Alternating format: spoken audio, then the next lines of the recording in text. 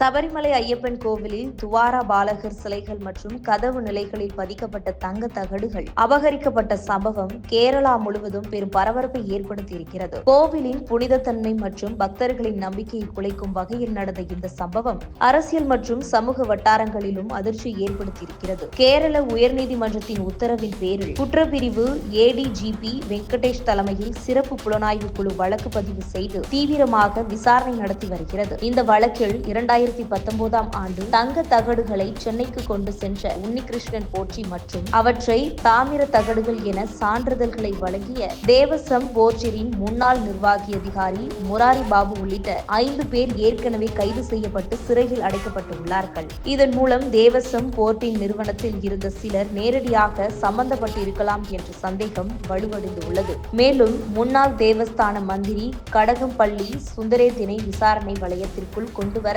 அதிகாரிகள் முடிவு செய்தார்கள். ஆனால் கேரளாவில் டிசம்பர் 9 மற்றும் 11 தேதிகளில் உள்ளாட்சி தேர்தல் நடைபெற இருப்பதால் அதற்கு பிறகு அவரிடம் விசாரணை நடைபெறும் என எதிர்பார்க்கப்படுகிறது. இதற்கிடையில் துவாரா பாலகர் சிலைகள் மற்றும் கோவில் கதவு நிலைகளை தனது வீட்டில் வைத்து பூஜை நடத்த ஏற்பாடு செய்த நடிகர் ஜெயராமை கைது செய்து விசாரிக்கவும் விசாரணை அதிகாரிகள் திட்டமிட்டு உள்ளார்கள். இந்த வழக்கில் முன்னாள் தேவஸ்தான தலைவர் மற்றும் முன்னாள் MLA பத்மகுமார் கடந்த 20 தேதி கைது செய்யப்பட்டு சிறையில் அடைக்கப்பட்டார். சமீபத்தில் சிறையில் உள்ள பத்மகுமாரை 2 நாட்கள் போலீஸ் காவலில் எடுத்து விசாரிக்க சிறப்பு புலனாய்வு குழுக்கு நீதிமன்றம் அனுமதி வழங்கியுள்ளது. இதன் மூலம் வழக்கின் பின்னணி மற்றும் முக்கிய குற்றவாளிகள் குறித்து மேலும் தகவல்கள் வெளிவரும் என எதிர்பார்க்கப்படுகிறது. தங்கம் அபகரிப்பு விவகாரம் தொடர்பாக சபரிமலை ஐயப்பன் கோவிலின் மூத்த மந்திரிகள் கண்டரகு ராஜீவ்ரு மற்றும் கண்டரு மோகனரு ஆகியோர் சிறப்பு புலனாய்வு குழுவில் முன்னணியில் ஆஜராகி வாக்குமூலம் அளித்தனர். அவர்கள் அளித்த வாக்குமூலங்கள்